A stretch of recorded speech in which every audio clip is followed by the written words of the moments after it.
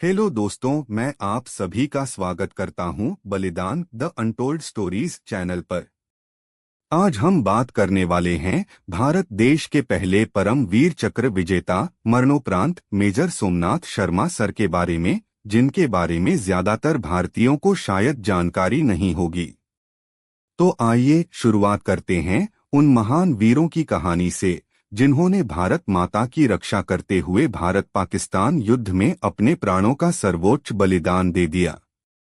Major Somnath Sharma भारतीय सेना के एक वीर अधिकारी थे, जिन्हें भारत का पहला परम वीर चक्र प्राप्त करने का गौरव मिला।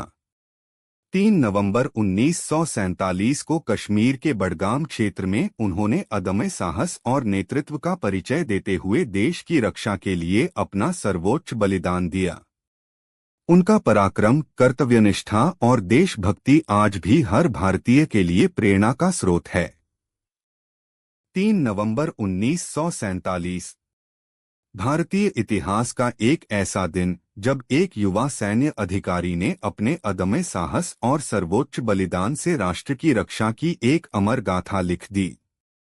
यह कहानी है भारत के पहले परम वीर चक्र विजेता मेजर सोमनाथ शर्मा की। 31 जनवरी 1923 को हिमाचल प्रदेश के कांगड़ा जिले के दढ़ गांव में जन्मे सोमनाथ शर्मा एक सैन्य परिवार से थे। उनके पिता मेजर जनरल अमरनाथ शर्मा भारतीय सेना के वरिष्ठ अधिकारी थे।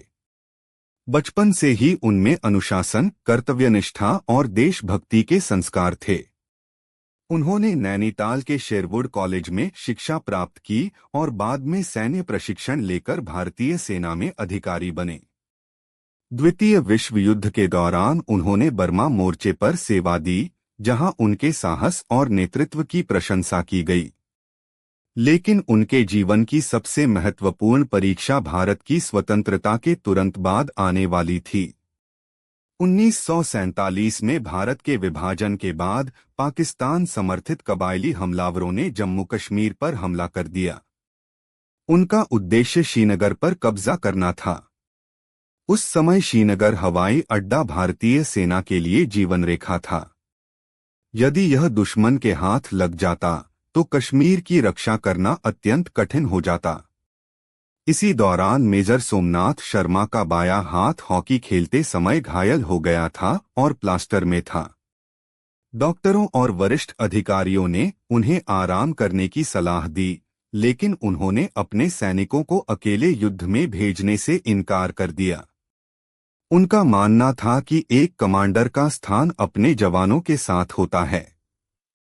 3 नवंबर 1947 को उनकी कंपनी को श्रीनगर के निकट बडगाम क्षेत्र में तैनात किया गया। प्रारंभ में स्थिति सामान्य दिखाई दी, लेकिन कुछ ही समय बाद सैकड़ों हमलावरों ने भारतीय सैनिकों को घेर लिया। भारतीय सैनिक संख्या में बहुत कम थे, जबकि दुश्मन कई गुना अधिक था। युद्ध शुरू हुआ और गोलियों की बारिश होने लगी। मोर्टार के गोले लगातार फट रहे थे। इस भीषण संघर्ष के बीच मेजर सोमनाथ शर्मा अपने घायल हाथ की परवाह किए बिना मोर्चे पर डटे रहे। वे सैनिकों तक गोला बारूद पहुंचाते, उनका हौसला बढ़ाते और हर स्थिति में नेतृत्व करते रहे। जब स्थिति अत्यंत गंभीर हो गई, तब उन्होंने मुख्यालय को अपना प्रसिद्ध संदेश भेजा, दुश्मन हमसे केवल 50 गज दूर है। हम संख्या में बहुत कम हैं। हम पर भारी गोलाबारी हो रही है। मैं 1 इंच भी पीछे नहीं हटूंगा और आखिरी आदमी तथा आखिरी गोली तक लड़ूंगा। यह केवल एक संदेश नहीं था, बल्कि राष्ट्र के प्रति उनकी अटूट निष्ठा और संकल्प की घोषणा थी। युद्ध के दौरान एक मोर्टार गोला उनके निकट विस्फोट हुआ और वे वीरगति को प्राप्त हुए।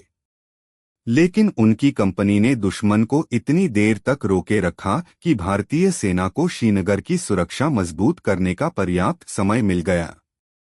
सैन्य इतिहासकारों के अनुसार बडगाम की यह लड़ाई कश्मीर की रक्षा में निर्णायक सिद्ध हुई। मेजर सोमनाथ शर्मा ने अपने प्राणों का बलिदान देकर यह सिद्ध कर दिया कि सच्चा सैनिक अपने कर्तव्य को जीवन से भी ऊपर रखता है। उनके अद्वितीय साहस, नेतृत्व और राष्ट्रभक्ति के सम्मान में उन्हें मरणोपरांत भारत का सर्वोच्च सैन्य सम्मान परमवीर चक्र प्रदान किया गया। वे इस सम्मान के पहले प्राप्तकर्ता बने। आज दशकों बाद भी मेजर सोमनाथ शर्मा का नाम भारतीय सेना और पूरे राष्ट्र के लिए प्रेरणा का स्रोत है। उनका जीवन हमें सिखाता है कि देशभक्ति केवल एक भावना नहीं, बल्कि आवश्यकता पड़ने पर राष्ट्र के लिए सब कुछ न्योछावर कर देने का संकल्प है। मेजर सोमनाथ शर्मा ये हैं हमारे कुछ और वीर शहीद जो अपना सर्वोच्च बलिदान देकर अमर हो गए। ये सभी वे जांबाज सैनिक हैं जिन्हें इसी युद्ध में परमवीर चक्र से सम्मानित किया गया था।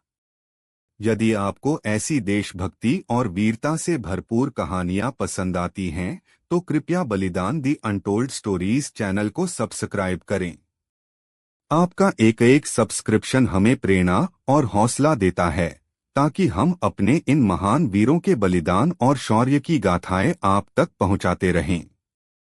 फिलहाल के लिए बस इतना ही। फिर मिलेंगे एक नई वीरगाथा के साथ। जय हिंद, जय भारत।